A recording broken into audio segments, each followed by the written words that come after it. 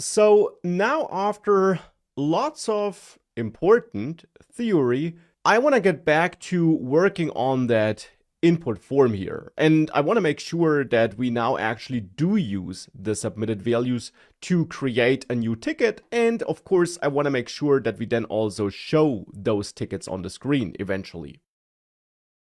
Now for handling those tickets, we now got different options.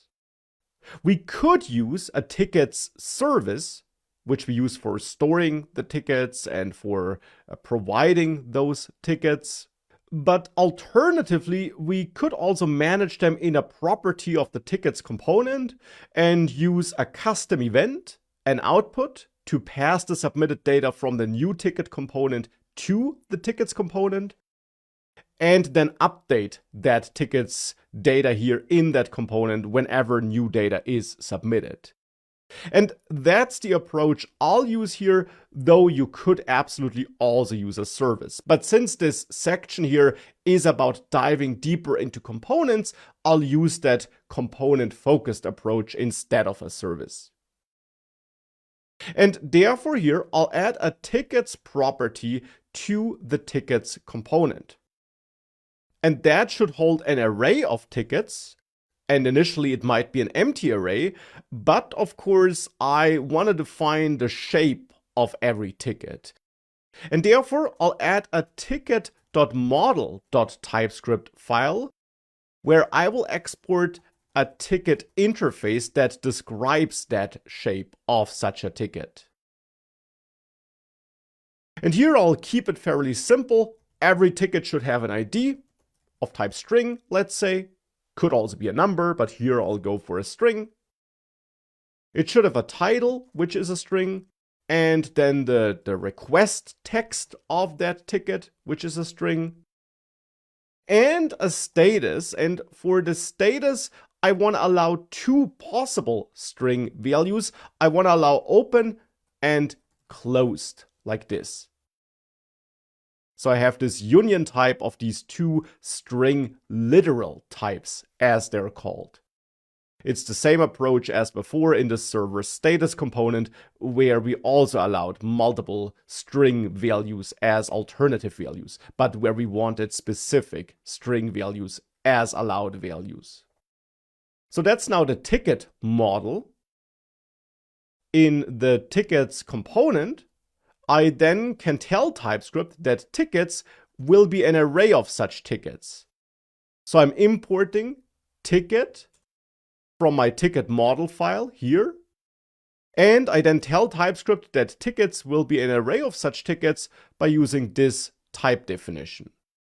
You always add those square brackets after a type name to tell TypeScript that it'll be an array of that type, an array of objects that have this ticket shape. Or an empty array, that's also fine.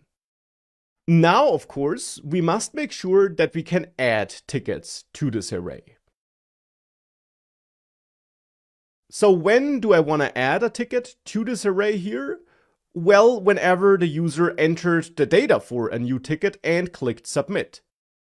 So in onSubmit of the new ticket component, I want to emit a custom event to which I can listen from inside the tickets component. And therefore here, we can and should add a new property. It could be named add, but the name is up to you. And it should be a custom event. So we can use the addOutput decorator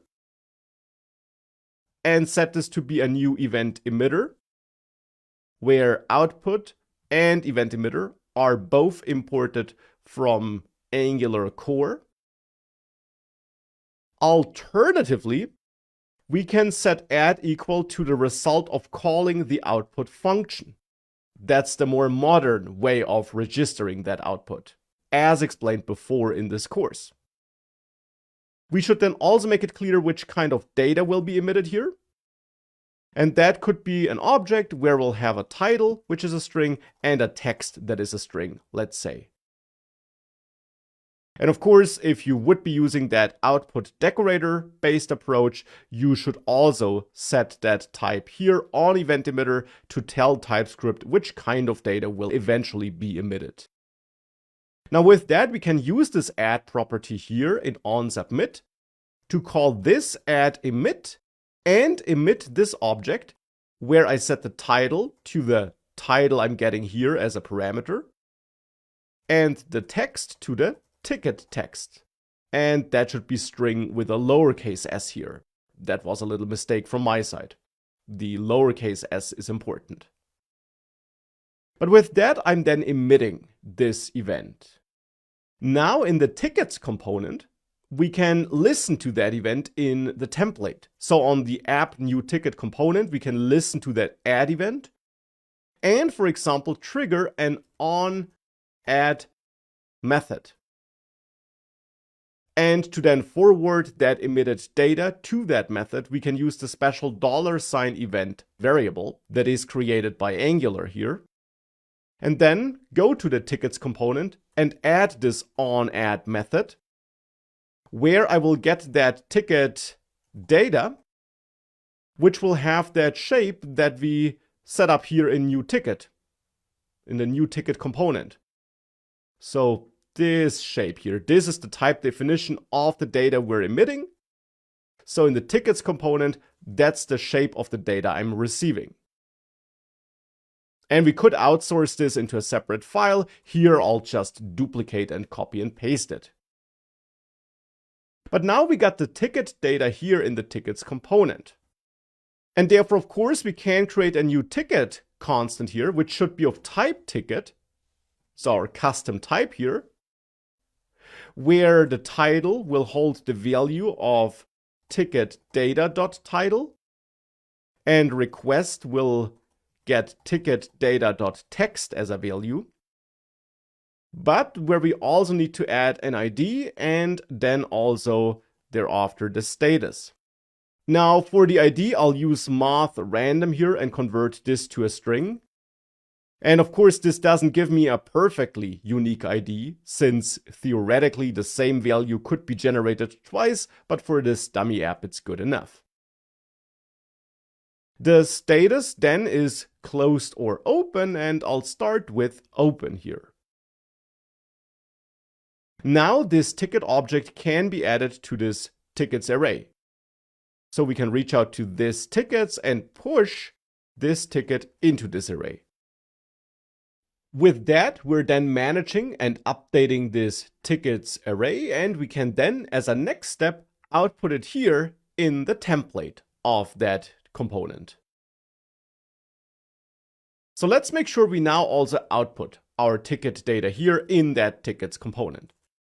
For that, before I have that new ticket div, I'll add another div just to group these two different areas, so to say.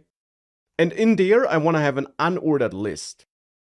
We can now use the for command again, this add for template syntax, to loop through all the tickets with ticket of tickets.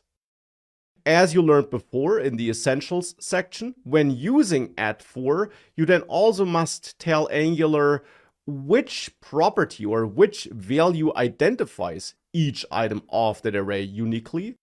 And you do that by adding a semicolon after this expression here, and by then using the track keyword, and by then referring to the property that does uniquely identify each element, which in this case will be the ID. Well, and then between those curly braces, you put the code that should be repeated for every element in that array. And in my case here, that will be a list item where I want to output my app ticket component, which is a component we haven't worked on too much yet, but it is a component that exists, this ticket component. Of course, for that to work, we must import the ticket component into the tickets component so that it's added here. But with that done, we should be outputting one ticket component per ticket in that tickets array, though the ticket data is not output yet, but we'll work on that soon. Now this add for syntax actually also has a nice additional feature which you can use to output some fallback content if you're dealing with an empty array, which initially will be the case here. You can add @empty here after the closing curly brace, and then add another pair of curly braces to define the fallback content that should be output if that array is empty. And here I'll output a paragraph where I'll say no tickets available. With that, if you save that all and you go back and reload, you should see that fallback text initially here. But if I then enter something here and click submit, you see one instance of that ticket component instead. And if I add more tickets here, you see more instances. The data is not output yet, of course, but we have all those instances, which is a great step into the right direction. Now, this section is about diving deeper into components and template-related features. And there is one template-related feature related to this for control flow statement here. Sometimes when outputting list data, you might be interested in whether some element that's currently being output is the first element, is an even or odd element in that array, and so on. And that's why when using @for, Angular gives you a bunch of special variables that you can use between these curly braces here. So these curly braces. For example, you could output the special $first variable here.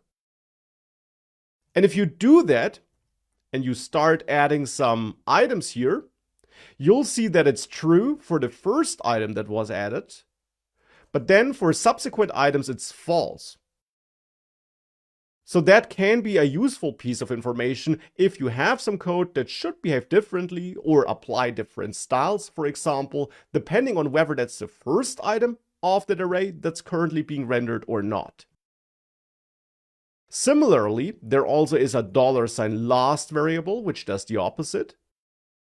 And there are odd and even variables that are true or false, depending on whether the item is at an odd or even position in the array. And then there also is a $count variable, which simply outputs the count of all the elements. So here you see if I enter something, that is the count that of course also changes as the number of items in the array changes. And these are simply helpful utility or helper variables that you can use if you need them to quickly get these vital information pieces about the array with which you're dealing with here. Now, when working with @for, it's also worth noting that this syntax is only available if you're using Angular version 17 or later. If you're using an older version of Angular, then you would have to use the special ng-for directive for outputting a list of items. And I did cover that in the essentials section. I'll not repeat it here, but it is something you should be aware of. This @for syntax is way more convenient than using ng-for, but it's only available if you're dealing with Angular 17 or later. That's important to understand.